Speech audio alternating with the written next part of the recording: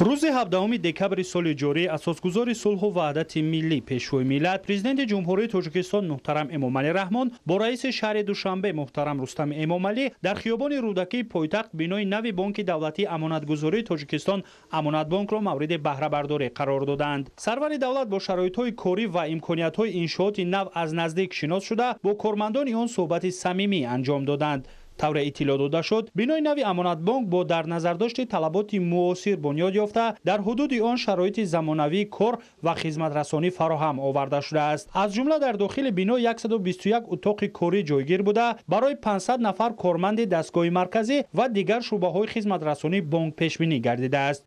در واقع در این بنا تمام شرایط‌های معاصر و مساعد کار خدمت رسانی مهیا کرده شده است. از نام بانوان امانت بانک که به حالت امروزه شماره 1150 نفر و یا 41% شماره عمومی کارمندان صاحب تخصص را در ساحت تشکیل می‌کنند برای فراهم آوردن چنین شرایط مساعد با حکومت جمهوری تاجیکستان همچون مؤسس امانت بانک و پیشوای معظم ملت که وظیفه‌های مسئولیت مالی داشته را با ما بانوان باور نمودند عرض سپاس می‌نمایم. باعث خوشحالی ما کارمندان است که امروز با اشتراک پیشوای معظم ملت بینای نوی امانت بانک مورد بهره برداری قرار گرفت.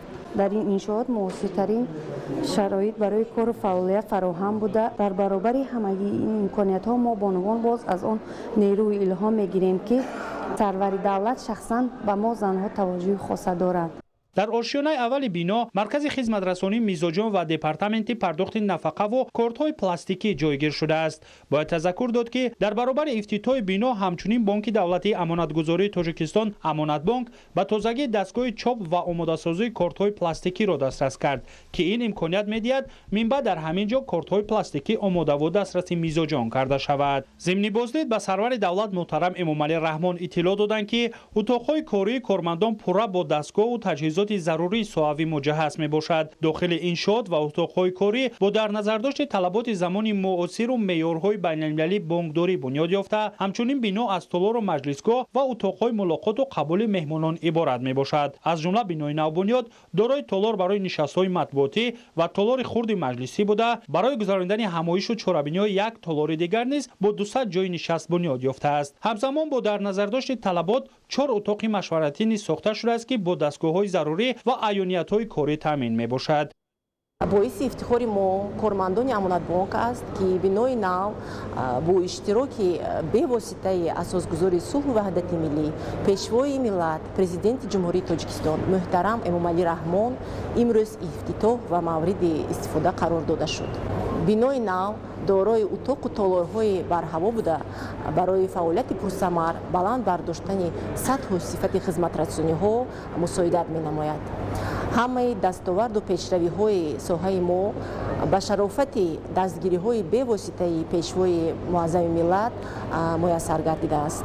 جواباً به این غمخوری ها ما کارمندان بانک به خصوص جوانان تمام قوه و نیروی خویش را بهر باز هم رشد و پیشرفت نمودن نظام بانکی و در مجموع شکوفان بودن وطن محبوبمون روانه می‌نماییم.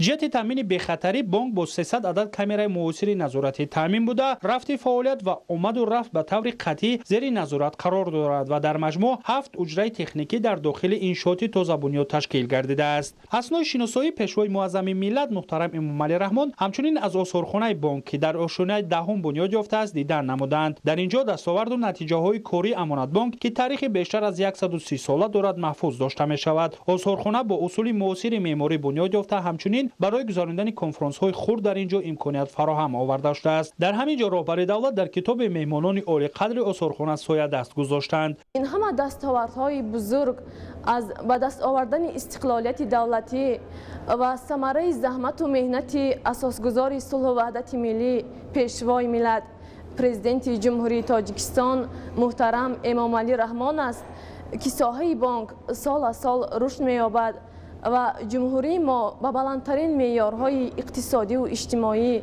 رسیده ایستاده است. با کمال احترام بزرگ به پیشوای معظم ملت برای خدمت‌های همه روزشان در حق ما جوان دختران میانه‌داری به پایان اظهار داشته قول می‌دهیم که در تطبیق سیاست پیش گرفته‌شان саҳми арзанда мегузорем. من در خانه اینترنت شهر پنجکین به وایه رسیده مقطع میانه را با بهای اعلی ختم نمودم و با کمک دستگیری های حکومت جمهوری به دانشگاه ملی تاجیکستان داخل شده سال جاری آن را با دیپلم اعلی ختم نمودم و بانک دولتی جمهوری تاجیکستان امانت بانک که مؤسس آن حکومت جمهوری تاجیکستان می باشد برای کار کردن مراجعت نمودم و با دستگیری رهبریت بانک مدت 5 ماه می شود که در امانت بانک فعالیت می کنم. این است گرچند که من یتیم کل باشم هم هیچگاه خودم را یکا و تنها حس نکرده از آن می فخرم که چنین پدری غمخوار و مهربان دارم. در جواب به غمخواری ها و دستگیری های جناب عالی من کوشش می نمایم که اقتصادچی با تجربه شده به وطن محبوبمان تاجیکستان عزیز صادقانه خدمت نمایم. ضمن شناسایی ابراز گردید که در 2 آشیانه زیرزمینی بنا توقفگاه برای نقلیات خدمتی، انبار و تحویلخانه بنیاد یافته است. در مجموع بنای نو از 10 آشیانه و 2 آشیانه زیرزمینی عبارت بودند. نمای بیرونی آن با صنعت بلند معماری و عنصرهای معاصر شهرسازی بنیاد یافته است. گرد و اطراف انشاءات و راهروهای آن با گل و بوته‌های آرایشی و درختان سایه افکن زیب و آرا یافته، این انشاءات به زیبایی خیابان رودکی حسن دیگر را ضم می‌نماید. در طولار بنای نو سرور دولت محترم امام علی رحمان با کارمندان بانک ملاقات صمیمی انجام داده افتتاح انشاءات را به آنها تهنیت گفتند. تاکید گردید که امانت بانک در نظام بانکداری مملکت نقش کلیدی بازیده با دستگیری حکومت جمهوری تاجیکستان برای بهتر نمودن شرط و شرایط کاری آن تدبیرهای ضروری عملی کرده می شود. از جمله به صفت کارهای ساختمانی در این انشاءات سرور دولت بهای بلند داده کارمندان را وظیفه‌دار نمودند که این امکانیت ها را برای باز هم بلند برداشتن سطح صفت خدمت رسانی استفاده برند.